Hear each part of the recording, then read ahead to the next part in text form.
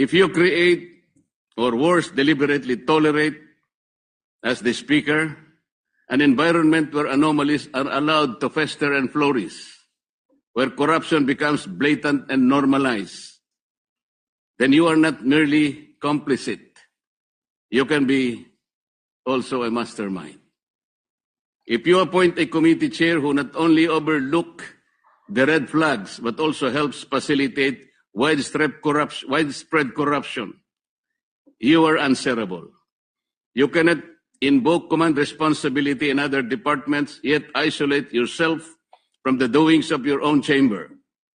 If you preside over a system where questionable allocations persist year after year, you are accountable. Mr. President, accountability cannot be selective. It cannot be convenient. And it certainly cannot be avoided through technicalities nor rhetoric maneuverings. The Filipino people are watching. They are demanding answers, and they deserve nothing less than the full truth. Ang sabi po nila, Ginoong Pangulo, huwag ninyo kaming linlangin. Huwag ninyo kaming paikutin.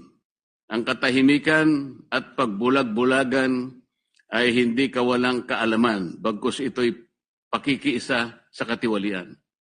Kapag pikit mata o tikom bibig, ninyong hinayaang mag-ugat at mamayagpag ang anomalya, hindi po iyon inosenteng pagkukulang, kabilang na kayo sa sistemang nagbibigay daan sa paglaganap nito. Mr. President, this representation calls for a relentless pursuit of truth, wherever the evidence leads, whoever it implicates, and whatever the consequences may be. Because in the end, the integrity of this institution and the future of our nation depend on it. Maraming salamat po, Ginoong Pangulo.